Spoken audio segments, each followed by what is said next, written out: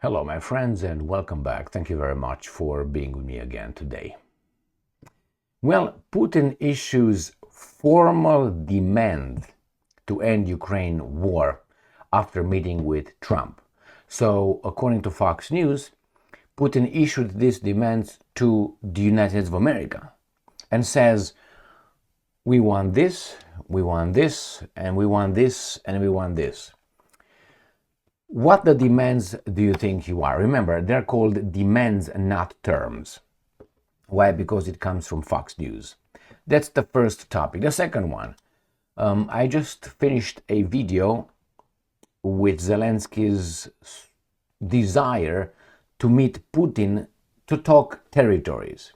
So what do you think the Russians' answer to that is? Well, don't worry, we will have it right here. So let's start with the first article from Fox News, as I said. Here you have it. So, Fox News. Putin issues formal demands to end Ukraine war after meeting with Trump, reports.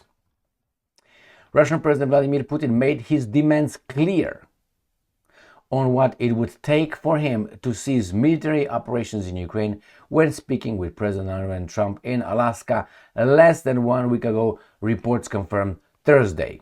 So, what do you think the demands are? Oh well, let's look over them. Moscow demands, and I'm quoting, no NATO membership for Ukraine. Well, the demands were there forever. No Western troops on its soil. Nothing new so far. And surrender of the Donbas region. They forgot about demilitarization of Ukraine and denazification of Ukraine.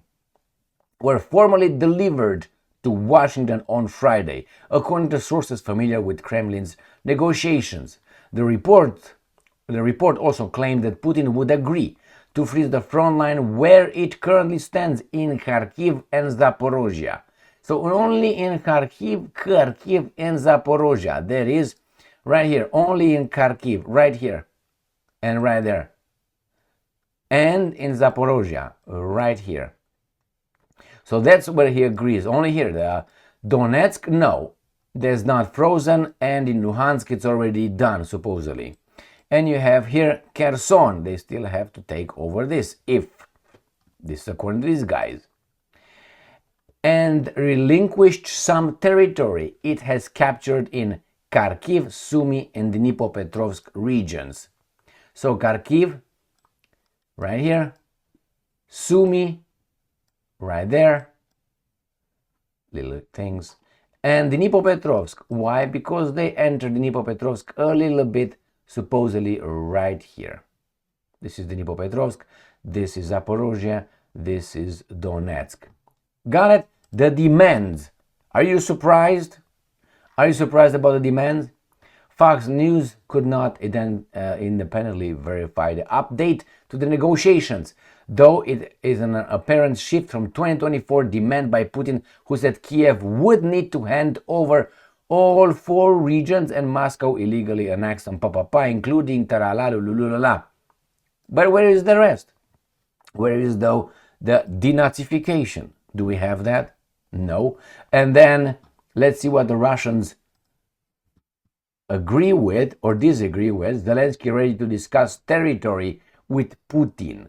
Kiev. I made a video on this one a minute ago, and the Russians' answer is Kremlin signals Putin has no plans to meet Zelensky. Now, this is from today, August 23rd, 2025. Has no plans. Why no plans? Well, I will tell you. Because there is a process. Oh, dear reader, that's us. We're going to see a commercial? No. So, there is a process. And here is the process. More light here. Here. The Kremlin continues to signal that Russian dictator Vladimir Putin has no intention of holding a bilateral meeting with Ukrainian President Volodymyr Zelensky anytime soon, according to assessment, now it's an analysis, assessment of the Institute for the Study of War, blah, blah, blah, blah. This is connected to them. Analysts examined remarks by the Russian Foreign Minister Sergei Lavrov, who told NBC News that no such meeting is planned. Why? Why is it? Why is it? Let's see. They tell us. According to the Institute, Moscow is currently attempting to strike a balance between appeasing its domestic audience. Okay, this is propaganda. Lavrov repeated false claims about Zelensky's legitimacy. Well, that's their claim. Now, you might disagree with that, but it's false because you interpret the Ukrainian constitution the way you want it, the same as the Russians interpret the Ukrainian constitution, saying that elected Ukrainian president was posing as a leader. Well, he didn't stand elections in a year and 3 months or so.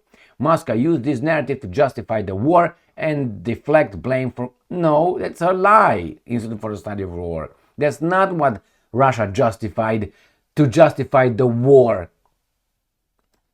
Lavrov's statements, along with those of other Russian officials questioning Zelensky's legitimacy, has also laid the informational groundwork for Russia to reject the validity of any peace agreement and to justify walking away from such a deal in the future. These guys say. Well, are they aware, these guys from the Institute for the Study of War, that Putin said, I have no problem meeting Zelensky, but he can't sign anything. So he's okay with meeting Zelensky. And are these guys from the Institute for the Study of War aware with this statement? Well, made by Lavrov, who's lying all the time, right? Saying, well, before they meet, a lot of diplomatic groundwork must be agreed on and done. That is, we have to meet as experts and discuss certain things. Yeah, the leaders can discuss things, but then we have to make up and say, get together and decide what goes to whom, what we agree on, what we don't agree. And then these guys can meet and they will sign. Now, why the Russians don't want Zelensky to sign? Because they say, well, we're afraid, even though I think this is, be direct with you, it's just for other peoples to see. It's not that it has any importance. A signed document by Zelensky or by the West has zero meaning. Zero. They can say tomorrow they changed their mind. They did it before, therefore they can do it again. And this is the Russians' point. They say, we want to make sure that if Zelensky or whomever signs this document is the legitimate ruler, the person who with authority, legal authority under the Ukrainian law to sign the documents. Because otherwise, the next guys who would get in charge of Ukraine may say, well, the guy who signed the documents, the peace documents, was illegitimate, did not have the authority. We interpret the constitution right now. Therefore, all that peace is null, void, zero. Therefore, we are actually at war. So this is what the Russians are trying to avoid. Now, this is just for the Chinese, the Indians, and others to see that the Russians follow the law. It's nothing else, because these guys can change tomorrow even if they agree. Zelensky goes and the legitimate guy in Ukraine signs. Let's say the chief of the parliament, the Duma, or whatever, signs the document. The next team in Ukraine is going to, control Ukraine, could say the same thing. We don't like it. It's void, zero. Like the Americans did with the Iran nuclear deal. They said, we don't like it. When Trump came in the offices, we don't like what these guys negotiated. Remember when Biden negotiated with the Iranians and so on? Trump says, oh, no, I don't like it. We're out. Just like that. That means, let's say you sign a contract with no repercussions for the Americans. Nobody can, okay, well, now you have to pay. It's like you sign a document with a bank, and all of a sudden you say, you know what, I don't like the terms. Done with the terms. I don't agree with that. I'm not going to pay you any money back, even though I signed. The loan never be paid, or the mortgage, how you want to call it. No, I'm not going to pay it, especially at the interest I signed and agreed upon. So what do you think will happen? We have an enforcer, right? So we're going to have a court. They're going to decide something's going to happen to me. They're going to send the police to arrest me, to take my house away, kick me out, evict me. Correct? Now, on this globe, in this world, we don't have that. We have the United Nations with no military. Therefore, who's going to push, who's going to evict the United States of America? So they did it. Lost credibility 100%. They kicked Russia from wherever they wanted, SWIFT and other organizations, and so on. So people see this, countries see this and say, well, we don't want to associate ourselves with these guys who, whenever we don't do what they order us to do, can harm us. Therefore, hey, Russia, India, China, Brazil, South Africa, how do you treat smaller countries?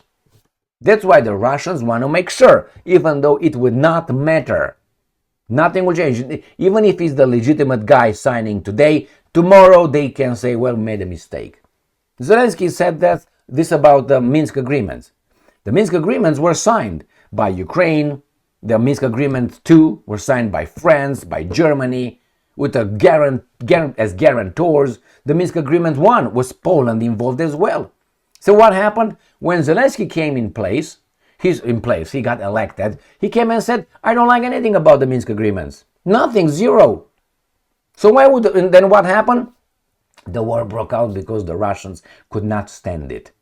But the Russians always said, come back and you implement the Minsk Agreements 2 and 1. In this case, 2. Hey, France, Germany, you are the guarantors. And the guys were like, you gotta be kidding me. So why would the Russians trust the other guys? They will always mention this incident as the West cannot be trusted. These guys can just break a contract whenever they want, even if the contract is legal. So, Russians will not meet with Putin just to wave at the cameras and give Trump a Nobel Peace Prize. Of course, if he appears them in the Middle East, you know what I mean, then he's going to get a Nobel Peace Prize. And as of now, Trump keeps his mouth shut. Therefore, he might get the Nobel Peace Prize when they decide the Nobel Peace Prize will be given to him. You know what I mean? I think you do know what I mean. So, no meeting with these guys, and the demands from Russia, they're not new. They're not new. On the contrary, I think they dropped 2 of them, demilitarization and denazification, whatever that is. I mean, it's clear what the demilitarization is. And denazification, they don't want certain ideas being promoted in Ukraine.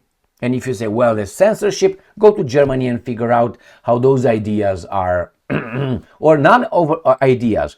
Just say, I don't think the Second World War, one particular incident, I don't think it occurs the way they tell us it occurs. Yes, it occurs, but not like this much, but actually like this much. You can make it bigger or even smaller.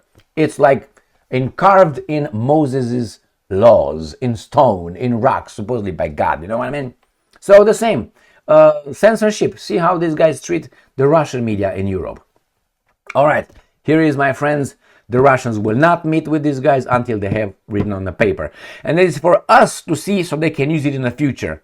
Not because they really think the Ukrainians or the West will keep their word. They won't. Why? It's a pattern. Thank you very much for being with me again today. Stay strong, stay smart, look for the truth, and be just.